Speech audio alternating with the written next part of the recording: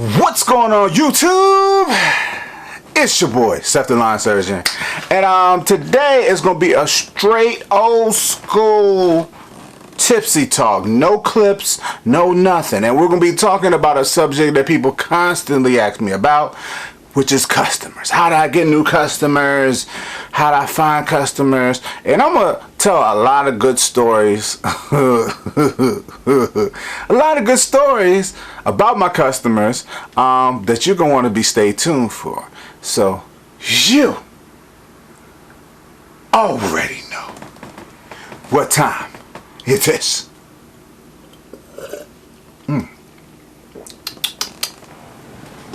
Tipsy talk.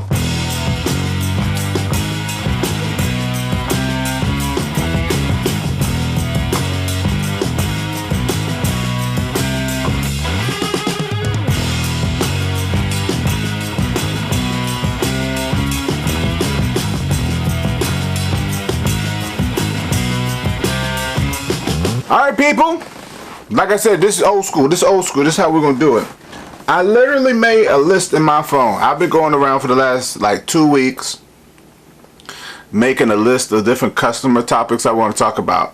I'm gonna start off with the main topic that people always asking me: how to get more customers. And it's gonna be an answer that I know a lot of y'all not gonna like, because it's not a straightforward answer. It's not, because there's no straight science to it. But if I had to pinpoint one word on how to get more customers, it would be knowledge. Yes, knowledge.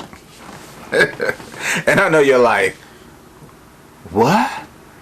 Well, Seth, how is that going to get me customers? What about ads? What about business cards? What about door hangers? I mean, all that's well and nice, right? But you got to understand that people, you can put up as much advertisement as you want to. You could pay for as much advertisement as you want to. But if there's no substance behind you, then when a person finally calls and talks to you, they're gonna be like, oh, this guy don't know what he's talking about. Click. Y'all get what I'm saying? And I might have mentioned this in another Tipsy Talk where I talked about the different type of customers. And you have customers where you put out ads, and when those customers come to you, those customers have the power. The ball is in their court, because you are almost the one begging for them. You were the one paying money to get their attention. And now, you know, and now they're like, now that you have my attention, what do you got to say? And so, like I said, if you don't have the knowledge to make yourself stand out versus everybody else, hey, you just gonna be stuck. They can be like, all right, on to the next guy. But that's what I strive to do, is over the years have knowledge. I made a Tipsy Talk back in the day called Fake It Till You Make It, and now that was basically what that was. It was, I promoted myself as being this big lawn care company, and it was just me and a 94 Mary and a Dodge Magnum. And when people call and talk to me, hey, I'm looking to get this, I sounded like one of these big companies out here with the, you know, the big trailers and the big trucks. But it was just me, the way I sounded, and because I had knowledge behind what I was talking about. And I don't just have knowledge on what I'm doing, just lawn care. I have knowledge on other things. You know, people mention drainage or hardscapes or power washing. I don't know all about it, but I have enough knowledge to kind of make this person seem like, all right, this person's pretty competent. Let me go ahead and give him a go. You know, like I said, I don't like the customers that when you advertise because the ball's in their court. I like the customers to come from referrals. That's the kind of customers I like, because now the ball's in my court. Now I'm getting a customer where they're saying, oh, you know, Steve at work referred you to me, you know. So I heard you're pretty good. And I'm like, well, thank you. But yeah, so now the ball's in my court, because when I'm advertising, the customer feels like the ball's in their court, so they feel like they can haggle or they can choose their price because you're trying to get my business. Well, when I get referred, they're trying to get my business. Now, I know you say, well, Seth, what if I'm starting out? What if I'm a new guy? What if I have absolutely no customers to refer me? Well, then you're out of luck. No, I'm just joking. I'm just joking. It's Memorial Day, people. I got jokes. If that's the case, of course, like I said, you have to do some type of advertisement. And I used to do flyers. And the flyers, or door hangers, I probably get 2 callbacks every 100. But you have to expect that. You can't just get discouraged. I never really got any callbacks from I did Facebook advertisements, I did YouTube advertisements. I never really got no callbacks from that. I even had a website. I used to have a website. Never got no callbacks from that. What I got callbacks from was, if it was online, it was from pictures. I would post pictures on my Facebook or on my Instagram. People would see them and they would message me. You know, it might not be often, but you have to remember, every opportunity is an opportunity. That one customer, you might get this one little opportunity to clean out a little small flower bed. You might want a big yard to cut where you can make a lot of money, or a big flower bed to clean out. But that one small little flower bed, even if it's a little flower bed around a mailbox or something, you better make that flower bed look like the best flower bed on the block. Now they're going to be like, hey, he did a good job with this. Let me give him a bigger assignment. Let me let him do this flower bed. Let me cut my yard. I got a customer to this day. My first year out, 2012. I done had them ever since then. It started out with me cleaning out the flower bed around their mailbox, just like I said. I'm about to do the mulch. I might make a video for that. That's crazy. I had that customer for almost 10 years now. Anywho, let's get to this list, baby. Let's get to it, because it got some stories on this thing, baby. Shout out to Jobber. I just did my Jobber video. I say this all the time. If y'all are, I don't know, like I literally have over 60 customers now. Easy. I don't know how I would be organizing. It's just me. I don't got no secretary. I don't got no accountant. I don't got nothing. It's just me. If I didn't have Jobber, I don't know how I would be handling all this scheduling, bro. And I'm still, I still forget things, because I get to the point where I'm complacent and I'm like, all right, today, like, I know my schedule in my mind. Today I got yard A, B, C, and D. But then I forget that I added yard G or F or whatever, because somebody called me like a week ago and I went into Jobber and I added it. So then I'll go look at Jobber and I'm like, oh yeah. But if I didn't have Jobber or my little scheduling system, I would have forgot it. And then I'll have somebody call me, hey, where you at? Like, I went out on Memorial Day today. I had a yard that I had to go cut that I didn't get to Friday, but I actually forgot that one. But I added it late. They called me late, like during the week, and I'm like, oh, well, I could go to it on Friday. Anywho. Oh, gosh. Alright, so old lonely customers. I'm just gonna rip the band-aid off. Alright, people. a key to having a lawn care business is you got to be patient. And what I mean by being patient is you got to understand that like a big majority of my customers are older people, and then another big majority are probably ladies of all ages, and then I have the small percentage of guys. You know, maybe they work a lot, they're too busy to cut the grass and whatnot, or they just don't like, or they have allergies or something. Anywho, a large majority of my customers are older people, and these older people, you have to realize is that a lot of time they're just at home. You know what I mean? It's not that they want to be home, it's just that they're older, and so they're at home, and so, you know, all they do is talk on the phone, and they don't really have any person-to-person interaction, except maybe their lawn care guy, you know. And I know you have your schedule, you out here and you're trying to get jobs done, but you just have to be patient. Like, I have customers that I know. It's like I bank, like when I'm doing my schedule and I'm going to this customer, I know when I get there I'm gonna sit there and talk to this customer 10 minutes before and at least 10 minutes after. And you know, I was just talking to a customer the other day. I got so many of these.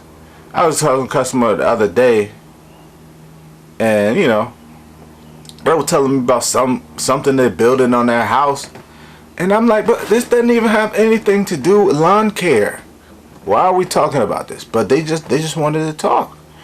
Or I have customers. I remember I was busy. I have customers that I talk to that's not even my customers. They my customers' neighbors. There's one lady. Every time I come to my customer's house, as soon as you hear my lawnmower start up, here she come, you know, around the corner. Oh shoot, I'm keep kicking my own camera. Here she come around the corner. Hey, you know how you doing? And I'm like,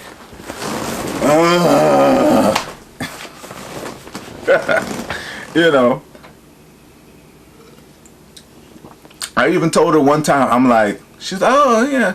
I was like, yeah, I'm trying to hurry up. Cause I'm trying to get to my sister's birthday party. My sister had a birthday dinner or something, and I was trying to finish these yards up cut. She still sat there and talked to me for 20 minutes. I'm like, bro, really? And you know, you keep doing the whole like I'm sitting there, I'm literally sitting there with my trimmer in my hand, like this. Yeah, you know. One time, this lady, so like I said, I got to the point where like I be almost trying to sneak, but it's hard for me. I can't sneak starting up a loud zero turn, you know, so I be like hoping this lady don't come out. So this one time I started my zero turn and I saw her come out the house, and I'm like, oh gosh. But she didn't start walking towards me. She actually starts walking towards my customer's house, which my customer had came out her side door and waved to me. So she started walking to my customer. I saw she had this little white bucket. So I was like, all right, so maybe today she's not going to waste my time. Maybe she's just going to ask my customer about something. So I said, great. I proceeded to cut the front yard, right? So I'm like, yeah, you know, I could get this yard knocked out. The yard don't take less, it take less than 30 minutes to cut. Cut the front yard, and I go into the backyard. The neighbor to my customer is in the backyard with a white bucket picking dandelions and putting them in a bucket. Why? I'm like, what? Why? I'm like, bro, like, so today you're not gonna talk to me, but instead you're gonna come into the yard that I'm trying to cut and pick dandelions and put them in a bucket. And so I'm sitting there literally for 10 minutes because I can't cut the yard because I'm gonna be blowing dust and stuff all in her face. And I'm waiting for, I'm like, bro, like, what? Why are you even putting dandelions in the bucket? Like, that doesn't make any sense. I was baffled. But yeah, you just gotta be patient with customers. Patience is key. What other stuff on this list? Watch out for lines. One, I don't even plant plants like we're talking about.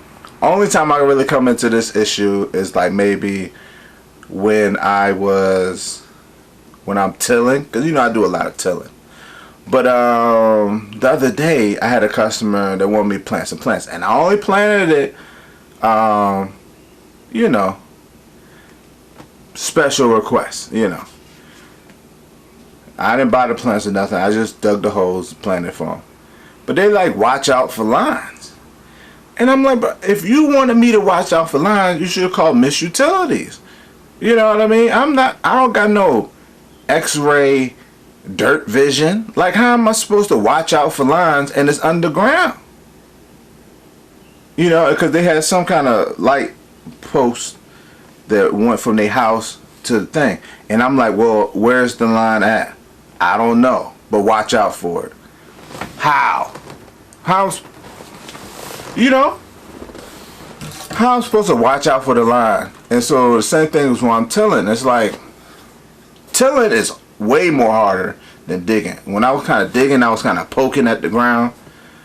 But I'm like, you know, if I hit the power line, that's not my fault. You should have got Miss Utilities. I need to make like a disclaimer and make people sign it. Oh, don't park here. It's crazy. I done had multiple customers. Once was back in the day, because see, I don't park right in front of my customer's house, because when I finish, don't want my truck to be in front of the yard, because I want to be able to blow the grass. So I'll park across the street, or I'll park at a neighbor's yard. And this is when I had my I had my Astro van, and I still had my big trailer. And she was like, she literally said she didn't want me to park in front of her house because she didn't like the way my setup looked. I was like, oh, really? You trying to say my setup is ugly? Okay. Then I had another customer. This was the funniest one. It was recently, and I would park like in the neighbor's shop, right in front of the neighbors to my customer's house, and she was like, "Hey, you know, I'm supposed to be having some people come do some work in front of at my house on my roof in the back, and so I wanted you, if you could not park in front of my house." So I said, "Okay." I said, "Well, when are they coming?" "Oh, I don't know when they're coming. They were supposed to come last week, but I don't know when they're coming down or not." I said, "Okay. Well, when is the work going to be complete?" Implying that once you got it done, I'm going to park back in front of your house, because I'm petty like that. I said, "Well, when is the work?" "I don't know, blah, blah, blah, blah." I said, "Well, can I park right here?" "Oh, no, they might be blocking the..." Like, why don't you just say, "I respect you more"? The other lady told me straight up, "Your van is ugly. I don't want that ish parked in front of my house." You making up excuses, beating around the bush. Just tell me you don't want me to park in front of your house. Simple.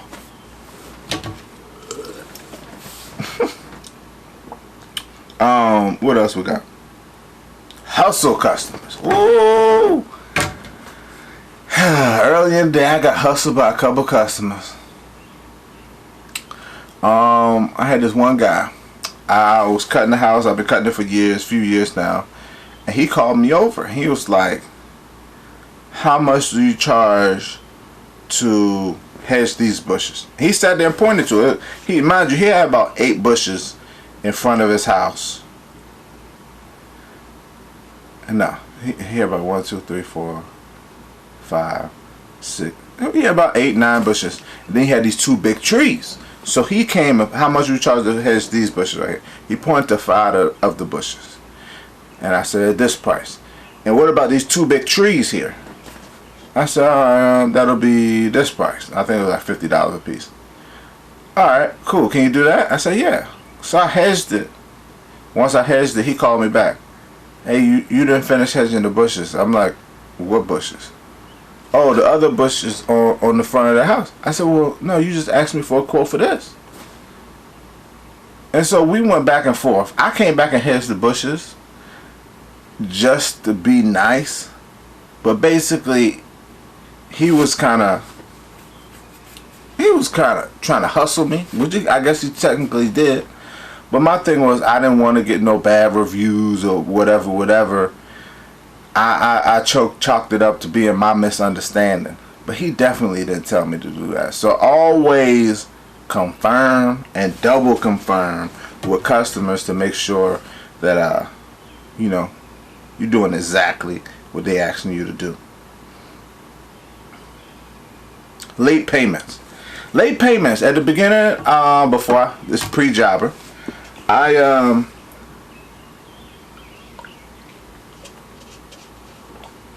used to let people get up to like $300, and when they owe me like $300, even $400. I had some customer owe me $400. One, because like I think it's like $70 some to file a civil suit in the court around here, and so like I'm like, bro, like by the time I do all that, if somebody owed me for 2 cuts and it's like $100, well, at the time it probably was $40 when I first started off, so it would probably been like $80. So I probably would have profited $5, you know. And I had to take a day off from work, go to court, and all that. And also my mindset was like, I let people run it up, you know, and I keep cutting it and cut it for like 2 months, and now they owe me like $100 some. Now that's when I start cutting people off. But I had to learn, you know, and this is also from me having more customers. I cut somebody's yard once and then twice because I do 30-day payments. After that second time, if I ain't heard from you, if you ain't made no payments, I stop coming. I had a customer at the beginning of this season. They were a customer last year, right? And I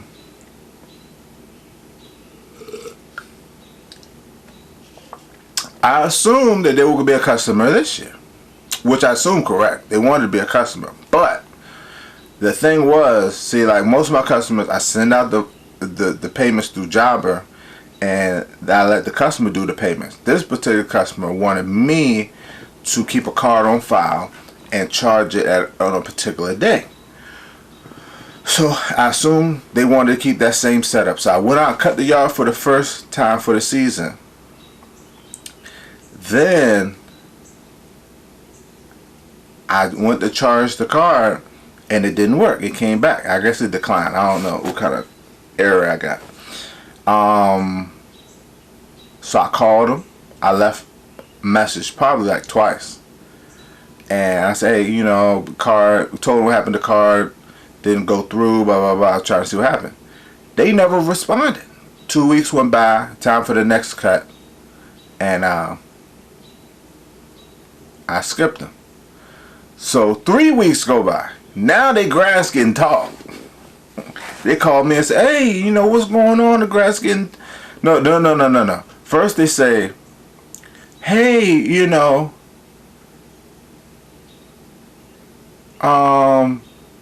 you were supposed to, you know, charge the card on this and this day. And I was like, yeah, I might have charged the card the next day or maybe 2 days after that, thinking like the money will still be there. I guess it won't. Oh, you charged the card, you know, the wrong day and blah, blah, blah. You got to charge it on this day of the week. And I'm like, number one, I don't even want to really go through that. Because like I got enough customers, enough invoices I'm sitting out for me to do this particular situation. But in the effort to add to my finances, I'll take it. You know, it's a customer. And so, and then she proceeded to tell me how the grass is tall here, it's tall there. People love to tell once they make a payment, and she hadn't even made a payment at this point, but she told me to make the payment. But I used to have customers back in the day, they wouldn't say nothing because they knew they was behind. And I would just keep cutting their grass. Like I said, let them run up $200, $300. Soon as they made that payment, now they complaining about stuff. Oh, this is bad. You're not doing this. You're not doing this. You talking strong now because you done made that payment, you know. But when you owe me money, you won't say nothing. Take pictures, people. Take pictures. Whenever you're in a sketchy situation or something that you feel like I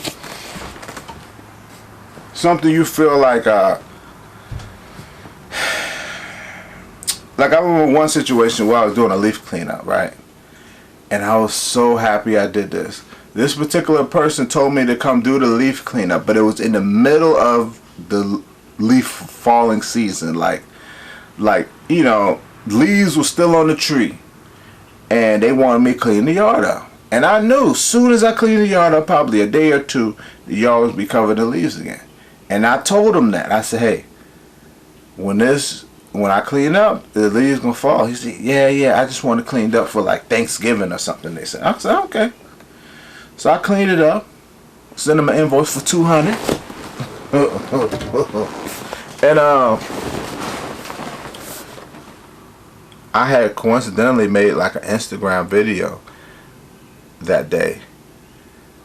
And now they messaging me, oh. Once they see that invoice, $200, did you do the clean? I got leaves all over the yard, blah, blah, blah, blah. Oh, yeah. I'll send you the video. So I sent them the video. It got the nice before, after, and it got a little music in there for them. And so they like, oh, okay, I see. You know, it's time stamped. I got dates, everything. So I keep hearing something, sorry. So if ever you in a situation, I mean, it's good to take pictures before and after. We do that as social media people anyway, but especially if you feel something sketchy. I put friends as customers. I can't even remember why I put that.